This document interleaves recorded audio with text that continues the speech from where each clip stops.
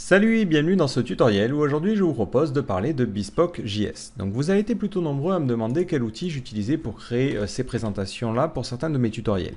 Donc la réponse est relativement simple, j'utilise de l'HTML, du CSS et du JavaScript. Et plus précisément, j'utilise un générateur Yeoman qui s'appelle Bespoke et qui inclut cette fameuse librairie Bespoke.js. Donc Bespoke.js, c'est un petit JavaScript qui va vous permettre de créer des présentations plutôt efficaces directement sur votre navigateur. Donc pas besoin de PowerPoint ou autre, vous allez pouvoir créer vos présentations en modifiant le style avec du CSS et le comportement avec du JavaScript et le contenu avec de l'HTML. Donc des présentations comme ça dans le navigateur, il en existe plein, il y a plein d'outils qui permettent de faire ça. Un des plus connus, c'est Impress.js, qui comme ça a un système d'animation qui permet d'aller d'un élément à l'autre, qui est plutôt original et plutôt sympa, mais un petit peu chiant à configurer. Et c'est loin d'être le seul, hein. Il y a même un dépôt Git qui propose de lister l'ensemble des possibilités.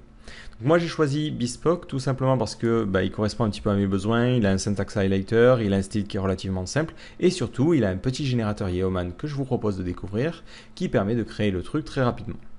Alors si vous ne savez pas ce qu'est Yeoman, c'est un petit assistant qui vous permet de démarrer des applications rapidement, qui va vous poser une série de questions et vous créer un code de base. Donc c'est pas forcément quelque chose que j'utilise dans la vie de tous les jours, mais pour le coup, dans le cas des présentations, c'est vrai que c'est plutôt pratique. Donc on est parti, donc je vais effacer un petit peu ce que j'ai fait. Voilà. Et ici, je me suis placé dans un dossier qui est un dossier Bespoke, qui se trouve voilà, dans cet endroit-là, qui pour le moment ne contient rien. Et mon but, c'est de me créer une petite présentation plutôt originale pour vous présenter Bespoke.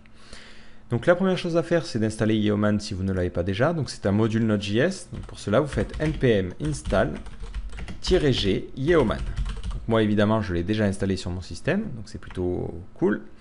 Si vous ne savez pas comment l'installer, vous suivez ce tutoriel-là. Ensuite, il va nous falloir installer le générateur pour Bespoke. Donc pour cela, vous allez directement sur le dépôt GitHub, vous scrollez un petit peu et vous avez cette ligne de commande à utiliser. Donc le "-g" permet de dire que vous installez ce générateur de manière globale. Donc il va être disponible ensuite partout sur votre système, ce qui est plutôt cool. Vous allez pouvoir créer des présentations depuis n'importe où. Une petite précision importante, Bespoke par défaut ne crée pas de dossier, donc il faut se placer dans un dossier vide parce qu'il va se mettre à écrire plein de fichiers. Ne le lancez pas dans un autre dossier, sinon ça va être le bordel. Donc là, moi ici, je vais lancer ma commande directement depuis ce dossier vide. Et ensuite, une fois que vous avez installé, vous lancez Yo Bespoke, qui va automatiquement vous demander ce que vous voulez faire. Donc là, vous faites Yo Bespoke. Donc ça va être quelque chose d'interactif, il va vous poser différentes questions. Donc en commençant par le nom de votre présentation, donc nous on va l'appeler démo. Et ensuite, ce que vous voulez inclure. Est-ce que vous voulez des listes à puces? Oui. Est-ce qu'on veut que ce soit responsive? Oui. Est-ce qu'on veut avoir du routing pour pouvoir aller directement à une slide? Oui. On veut la progress bar. Est-ce que je veux pouvoir changer le style suivant les slides? Oui. De toute façon, au final, c'est pas très grave si vous incluez trop de choses parce que si vous les utilisez pas, c'est pas dramatique. Est-ce que vous voulez des formulaires? Donc là, pour le coup, non. Je n'ai pas besoin. J'ai besoin d'un syntax highlighter et je suis content. Automatiquement, il va faire tout le bordel. Donc globalement, le dossier va contenir un dossier src qui va contenir les sources de notre slide. Donc, on regardera un petit peu de quoi il s'agit. Et à la racine, on a un fichier groundfile qui va permettre d'automatiser la compilation de notre slide. Et après, tout le reste, c'est du classique Bower et le package.json pour du Node.js. Donc en arrière-plan, il a fini de travailler. Et si vous voulez voir un petit peu votre premier slide, il faut lancer la commande grunt. Donc c'est à ça que sert le fichier groundfile. Et serveur. Automatiquement, ça va compiler les fichiers sources. Ça va lancer un serveur pour pouvoir voir votre slide sur le navigateur. Donc automatiquement, ça ouvre ça sur Chrome ou votre navigateur de prédilection.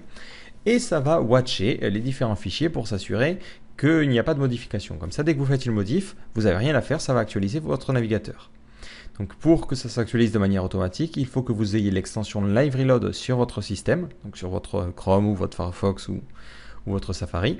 Et vous voyez ici, j'ai là un petit point noir, donc ça veut dire que Live Reload est activé. Donc je vais passer sur le côté comme ceci. Et automatiquement, vous voyez qu'un dossier public a été créé contenant nos sources publiques. Donc là, maintenant, on va voir un petit peu de quoi il s'agit. Donc dans le dossier src, on a les sources. Donc on a le fichier style, qui est un fichier de type stylus. Donc c'est une sorte de préprocesseur un petit peu comme SAS ou LESS. On a un fichier qui contient l'HTML qui est un fichier JAD. Donc pareil, c'est une syntaxe un petit peu particulière qui utilise les indentations plutôt que le code. Alors c'est pas forcément pratique tout le temps, mais là c'est vrai que pour créer des slides, c'est très chiant si vous devez mettre 3 tonnes d'HTML. Vous voyez la différence entre l'index.html et le JAD, on s'y retrouve beaucoup mieux, je dis n'importe quoi, beaucoup mieux sur le fichier JAD. Et ensuite vous avez le JS si vous voulez rajouter du JS, mais par défaut, vous voyez qu'il a fait un petit peu le taf, donc c'est très bien. Donc ce que je vais faire, je vais tout supprimer.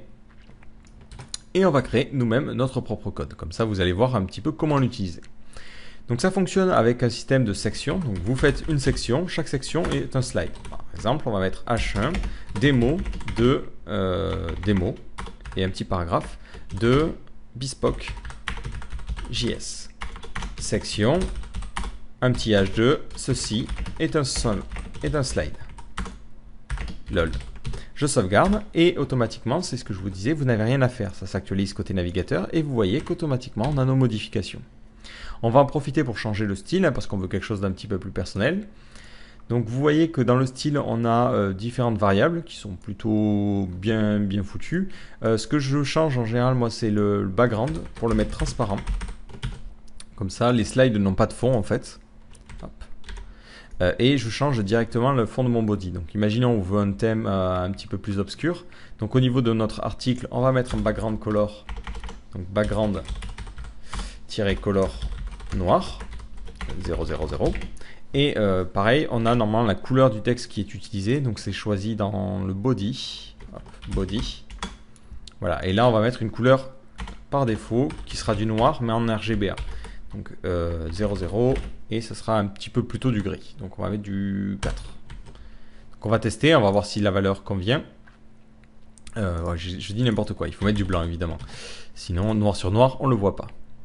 Voilà, donc vous voyez comme ça on a notre blanc. Et sur le H1, ce que je vais faire, c'est que je vais changer le RGBA pour mettre vraiment du blanc. Donc là, color, le point RGBA ou carrément du blanc en brut. Comme ça, vous voyez, en 2 temps 3 mouvements, on a déjà changé le style de notre présentation.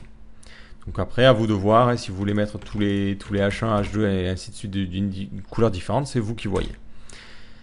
Donc on va voir ensuite les différentes possibilités qu'offre ce système-là. Vous avez le système de bullet. Donc c'est ce qu'on a regardé, c'est au niveau des listes. Ça permet tout simplement de faire apparaître des éléments dans un slide les uns après les autres. Donc par exemple, ici, vous pouvez mettre .bullet. Alors, je ne sais pas si je le prononce bien, on dirait que je dis belette, mais bon, c'est pas grave. Et ça marche par défaut sur les LI. Par exemple, ici, premier argument. Voilà, si vous mettez plein de LI, même si vous ne mettez pas cette classe-là, vous voyez que les LI s'affichent les uns après les autres lorsque vous naviguez avec les flèches du clavier. Si vous mettez un bullet sur un élément, il agira comme un LI en fait. Par défaut, il ne s'affichera pas, il faudra appuyer pour pouvoir l'afficher. Donc là, hop. C'est ce que vous voyez. Hop, si je mets ici, pareil, un bullet, automatiquement, hop, lorsque j'actualise la page, voilà, le premier élément ne s'affiche pas, et dès que j'appuie, voilà, les éléments s'affichent les uns après les autres. Donc ça peut être plutôt sympa si vous voulez faire un slide avec plus de présentation. L'autre chose qui est plutôt sympa avec Impress, c'est que par défaut, il inclut Prism, qui est un syntax highlighter. Donc par défaut, si vous voulez mettre du code HTML ou CSS ou JavaScript, vous pouvez le faire. Pour cela, il suffit de mettre un pré, puis ensuite de mettre un code et de lui mettre la classe language suivi du nom du langage que vous souhaitez utiliser. Donc, par exemple, language-css. Et là, on va mettre body et on va mettre background et on va mettre ça. Voilà. Donc là, je vais donner par exemple un exemple de CSS. Donc si vous laissez ça comme ça par défaut, vous voyez que ça va créer une erreur parce que lui, il va essayer d'interpréter ça comme du JAD. Donc si vous voulez dire après ça, je vais mettre du texte, vous mettez un point à la fin de la ligne. Et là, vous allez voir. Donc je n'ai pas d'erreur de compilation hein, si je regarde. Et si je vais au slide suivant, hop, vous voyez que j'ai mon code CSS. Donc automatiquement, ça prend la largeur avec un petit padding. Donc vous n'avez même pas à vous soucier de ça. Si vous voulez mettre du JavaScript, c'est la même chose. On peut carrément dupliquer le code là. Voilà, donc à chaque fois on saute bien une seule ligne. Vous mettez language-javascript. Et là, vous allez mettre du JavaScript classique. Donc on va mettre par exemple un petit peu de jQuery. Histoire de faire ça bien, on va sélectionner l'élément qui a la classe et on va dire lorsqu'on clique, on lance une fonction, voilà, et ainsi de suite. Donc ça vous permet, hop, vous voyez, du CSS, du JavaScript et vous pouvez évidemment aussi mettre de l'HTML. Alors avec l'HTML, j'ai rencontré un petit problème et c'est pour ça que je voulais vous le montrer. Donc moi, par défaut, je fais ça en fait. Hop. Et je vais expliquer, par exemple, qu'on peut utiliser des H1. Ceci est un H1. Et enfin, vous mettez ici markup pour dire que c'est du code HTML. Donc, ce qui va se passer, vous le devinez de là, c'est qu'automatiquement, ce code-là va être interprété et du coup, ça va foutre un sacré bordel. Donc, ce que l'on peut faire, c'est modifier un petit peu le fichier gruntfile et rajouter un filtre pour dire d'échapper le code HTML. Donc, au niveau de JAD, ici, vous avez toutes les options de configuration qui permettent de dire comment tu dois compiler du JAD. Et par défaut, lui, il met juste pretty à true pour avoir la bonne indentation. Donc, nous, on va rajouter un filtre en faisant filters de point, escape. Et ici, c'est une fonction en fait qui prend en paramètre le code, enfin le texte qui va être dans ce contenu-là, et qui explique comment on doit le retourner.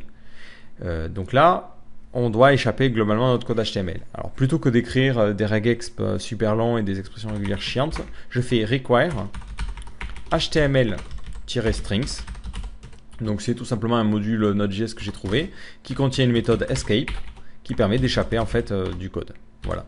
Donc je retourne ça. Donc ça va provoquer un bug parce que ce require il le connaît pas. Donc ici, hop, je vais aller l'installer au niveau de mes modules. Pour cela, je coupe grunt en faisant CTRL-C ou CTRL-C même sur Mac.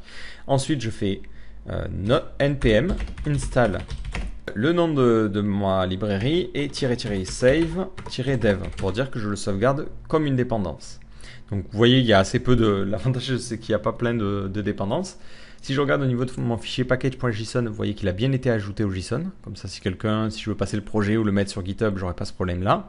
Et automatiquement, ça va bien fonctionner. Donc je vais relancer mon grunt. J'avais dit grunt serve. Voilà, grunt server pour relancer le serveur. Donc je vais fermer l'onglet parce qu'il va le réouvrir. Et ouais, j'ai bien vu le coup. Donc je passe. Et vous voyez que j'ai toujours ce problème. Si maintenant je veux échapper le code, si je veux utiliser mon filtre, donc pour utiliser un filtre sur JAD, il suffit juste de mettre le nom du filtre, escape. Par défaut, ça va créer un tout petit problème parce qu'ici j'ai mis un point, donc lui il croit qu'après il y a du texte. Donc je retire le point et comme ça mon filtre va bien fonctionner. Si j'actualise, vous voyez que maintenant j'ai mon code HTML. L'avantage, c'est que là je peux écrire du code HTML sans avoir à me soucier de l'échapper.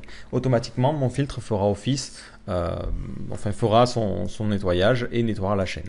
Si je regarde au niveau du code HTML qui en sort, voilà, vous voyez que c'est tout nettoyé, tout propre. Plutôt sympa. Voilà, donc c'était une petite astuce que je voulais vous montrer parce que c'est vrai que si vous essayez de mettre du code HTML, vous allez galérer. Donc moi j'ai trouvé ça, c'est plutôt cool. Donc la dernière chose que je vais vous montrer, c'est la possibilité aussi de changer le style global. Donc vous pouvez évidemment mettre une classe à un slide pour qu'automatiquement le slide change de couleur. Mais si vous allez être embêté parce que ici par exemple la couleur, le fond, il est carrément sur article, il n'est pas sur slide. Donc ce que vous pouvez faire, c'est mettre ici un attribut qui s'appelle data-bespoke-state et vous mettez le nom. Donc là par exemple white. Et ensuite vous mettez votre code HTML classique. Donc là on va mettre white, on va mettre slide blanc, un petit paragraphe, say my name. Hop, voilà. Et si je vais à ce slide là, mon slide blanc, vous voyez qu'il est noir, évidemment parce que je n'ai pas fait de CSS, mais si j'inspecte mon élément, vous voyez qu'il met automatiquement au niveau de ma classe article, la classe que je lui ai demandé ici. Du coup, l'avantage, c'est que si je veux changer le style totalement de mon slide, je vais pouvoir le faire en stylisant cette classe white. Donc là, je vais revenir au niveau de mon fichier stylus, je vais aller tout en bas, et je vais dire lorsqu'on est en blanc, donc lorsqu'on est en white, automatiquement le background qui sera utilisé, ça sera du blanc. Le problème, c'est que les textes ne vont pas avoir la bonne couleur, donc je vais changer la couleur des textes pour mettre ici du noir en RGBA. Donc RGBA $000 en 0.4. Et sur les H1, les H2, les H3 et ainsi de suite, donc là c'est à vous de voir, je vais mettre une couleur qui sera du noir à 100%. Voilà, histoire de marquer un contraste et que ça soit beaucoup plus lisible. Et là j'ai écrit n'importe quoi, vu que je suis en stylus, j'ai pas besoin d'accolade. Et vous voyez ce qui se passe, automatiquement lorsque j'arrive sur ce slide, on a le style global de tout mon truc qui change. Donc ça donne un effet plutôt sympa et c'est ce que j'utilise notamment dans mes présentations lorsque vous voyez que j'arrive sur des slides verts. Voilà, donc ça donne un effet plutôt cool. Et lorsque vous voulez, si vous remettez après une autre section, vous ne mettez juste pas de data et il va revenir au style classique. Donc Donc là, vous voyez, après mon slide blanc, je reviens avec le slide noir. Voilà, je crois qu'on a bien fait le tour. Alors, deux petits détails.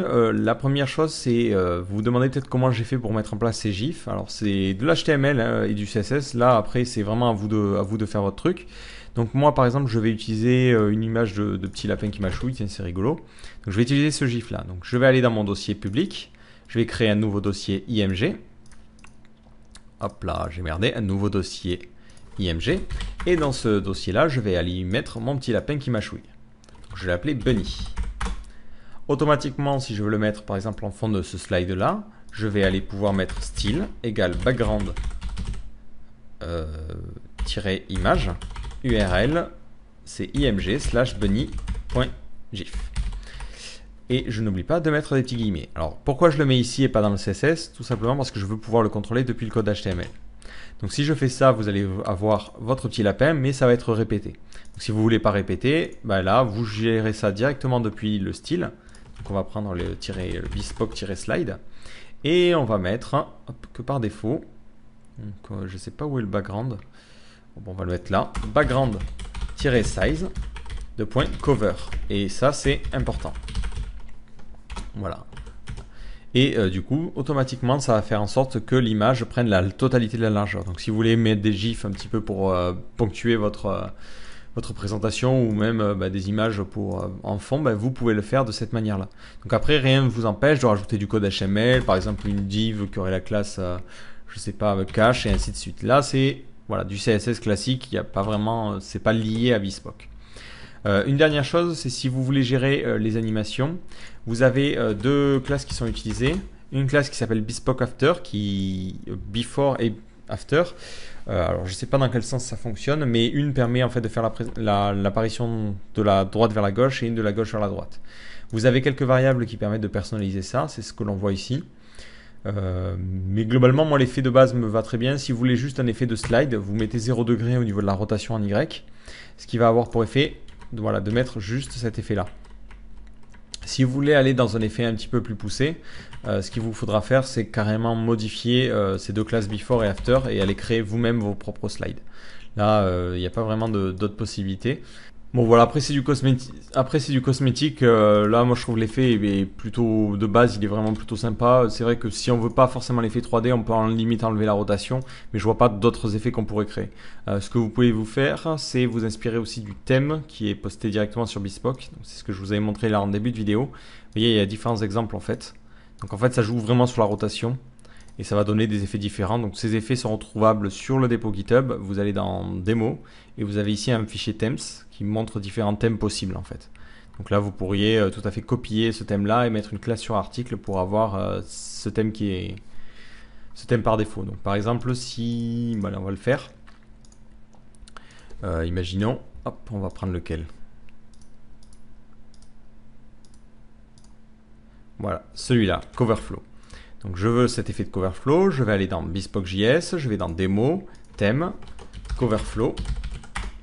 Hop, je prends tout ce qui est là, poum poum poum. Évidemment sans y aller comme un gros porc, voilà. Voilà, donc là au niveau du background, je vais remettre un truc bien visible. On va mettre du blanc en RGB, allez, soyons fous, FFF en 0.2. Voilà, c'est histoire vraiment de pouvoir délimiter les différents articles. Encore que maintenant que c'est responsive, c'est pas idéal. Mais hop, si je descends, hop, je vais aller pouvoir coller mon style, sachant que Stylus est compatible avec du CSS standard, il me semble. Donc normalement, il devrait pas trop me galérer. Voilà. Et ce qu'il me reste à faire, c'est mettre la classe Coverflow sur mon index ici. Poum, à cet endroit-là. Et maintenant, vous voyez que j'ai cet effet de Coverflow. Donc voilà, il fonctionne pas terrible pour la bonne et simple raison que j'ai voulu avoir le responsive. Du coup, automatiquement, les slides prennent la totalité de la largeur. Là, ça marche bien sur son exemple parce que lui, il n'a pas mis de slide responsive, il a juste mis une largeur et une hauteur comme j'aurais pu le faire et directement dans le style ici. Pom, pom, pom, si je remonte tout en haut. Voilà, on va essayer de mettre 300 px par 200 px. Mais je pense que vu que j'ai mis du responsive, ça passera pas, il va vouloir agrandir systématiquement. Mais voilà, vous pouvez vraiment... c'est ce que je vous disais.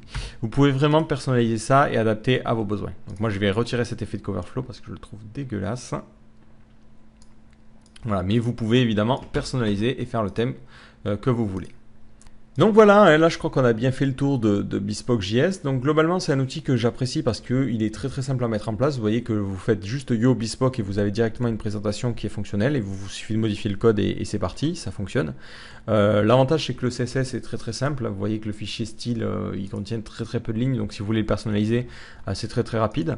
Moi dans mon cas j'ai juste changé les couleurs et j'ai remplacé la police par de l'open sans et c'était gagné quoi. Il n'y avait rien de bien plus compliqué à faire. C'était prêt à fonctionner. Voilà, donc je sais que vous avez été plutôt nombreux à me demander ce que c'était, donc maintenant vous savez, j'ai utilisé Bespoke.js, donc n'hésitez pas à l'utiliser. Et si vous avez un compte GitHub, n'hésitez pas à mettre une petite étoile à la personne pour le remercier de son travail. Donc voilà, j'espère que ce tutoriel vous a plu, et si vous aussi vous avez des outils plutôt sympas pour faire des présentations ou autres, n'hésitez pas à poster un commentaire ou à venir nous voir sur IRC.